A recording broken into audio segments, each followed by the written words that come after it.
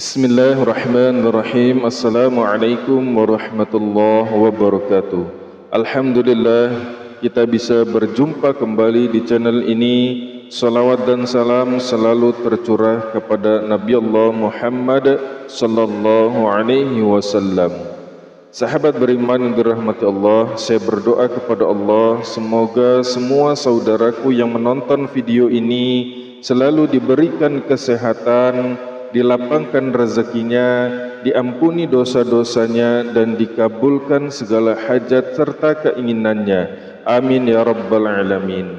Sahabat beriman yang dirahmati Allah subhanahu wa ta'ala, pada kesempatan video kali ini kami akan membagikan sebuah amalan, yaitu zikir yang diamalkan khusus di ba'da solat asar, yang keistimewaannya adalah dapat menggugurkan dosa-dosa besar ataupun dosa-dosa kecil, baik itu dosa kita, dosa ibu dan juga dosa ayah kita, serta dosa seluruh keluarga-keluarga kita. Seperti apakah amalannya? Silakan simak videonya hingga selesai. Namun sebelum lanjut, bagi anda yang memiliki doa dan juga hajat, silahkan tulis hajat dan doa anda di dalam kolom komentar.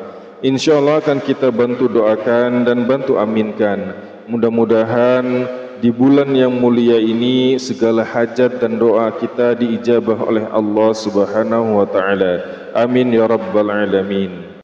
Sahabat beriman yang dirahmati Allah subhanahu wa ta'ala, barang siapa yang mengistiqomahkan akan amalan ini, maka niscaya tidak akan tersisa sedikit pun dosa dari tubuhnya. InsyaAllah baik itu dosa besar maupun dosa kecil, dosa yang kita sengaja ataupun dosa yang tidak kita sengaja. Dan harapan kita semua kepada Allah subhanahu wa ta'ala bahwa setelah mengamalkan amalan ini, maka semua dosa-dosa kita berguguran, dihapuskan oleh Allah subhanahu wa ta'ala. Tidak hanya dosa kita, tapi juga dosa kedua orang tua kita. Amalan ini banyak diamalkan oleh para masyayikh, para ulama-ulama, khususnya di bulan suci Ramadan, mengingat akan kelebihan dari bulan suci Ramadan yang sangat besar. Sebagaimana Rasulullah sallallahu alaihi wasallam menjelaskan dalam sebuah hadis, "Lau ta'lamu ummati ma fi Ramadan, la ta'mannau anta kunassanatu kulluha Ramadan." Sekiranya umatku tahu apa saja yang terkandung dalam bulan suci Ramadan, maka sungguh ia akan berkeinginan besar agar semua bulan dalam satu tahun semuanya adalah Ramadan. Namun satu bulan Ramadan bisa mengungguli 11 bulan yang lain, karena bulan Ramadan merupakan proyek Allah tanpa harus melakukan tender. Syarat dengan nilai kebajikan sebagaimana disebutkan Rasulullah sallallahu alaihi wasallam, li'annal hasanata mujtami'ah wa ta'atun maqbulah wa da'watun mustajabah wa zunubun maghfurah wal jannatu mushtaqah. Karena Ramadan syarat dengan nilai kebajikan, ketaatan yang diterima, doa yang diijabah, dosa-dosa yang diampuni, dan surga merindukannya. Di antara amalan yang hendaknya tidak kita abaikan di dalam bulan suci Ramadan, yang kelebihannya sangat besar, adalah mendapatkan ampunan dari Allah subhanahu wa ta'ala.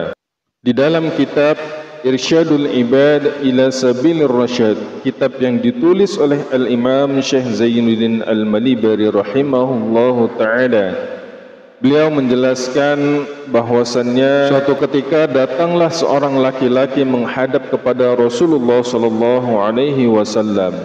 Kemudian laki-laki tersebut berkata kepada Rasulullah, "Ya Rasulullah, tunjukkan kepadaku amal perbuatan, sebuah amalan yang dapat mengantarkanku ke dalam syurga, yang dapat memasukkanku dalam syurga."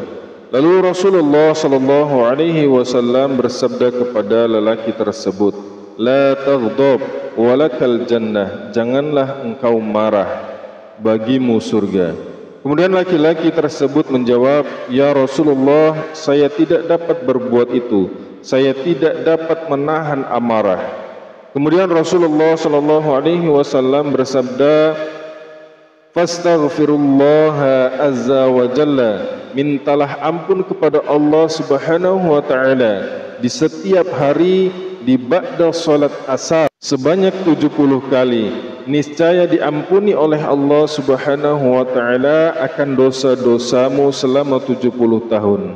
Kemudian laki-laki tersebut menanyakan kembali, "Ya Rasulullah, jika sekiranya dosaku belum mencapai 70 tahun?" Maka Rasulullah bersabda kembali, Allah Subhanahu wa taala akan mengampuni dosa-dosa keluarga dan juga kerabatmu. Kemudian Rasulullah menutup sabdanya, semoga Allah mengampuni dosa-dosa kami dan juga kerabat-kerabat kami.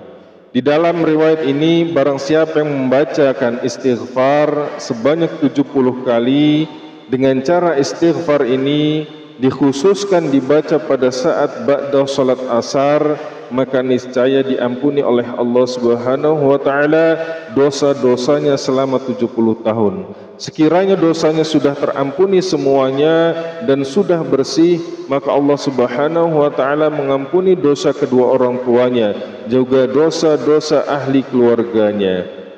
Sahabat beriman dirahmati Allah, momen di bulan suci Ramadan, mudah-mudahan kita semua tidak mengabaikan akan amalan ini. Istighfar yang dibaca setiap hari ba'da salat asar. Istighfar yang dimaksud sebagaimana yang terdapat dalam kitab ini, Astaghfirullahaladzim wa atubu ilaih. Astaghfirullahaladzim wa atubu ilaih. Astaghfirullahaladzim wa atubu ilaih. Aku meminta ampun kepada Allah, Zat yang Maha Agung, dan aku bertaubat kepadanya. InsyaAllah dengan wasilah agung dari istighfar ini yang kita rutinkan dan kita istiqomahkan di setiap ba'da salat asar, dan insyaAllah pula dengan keagungan bulan suci Ramadan, maka semua dosa-dosa kita diampuni oleh Allah Subhanahu wa taala.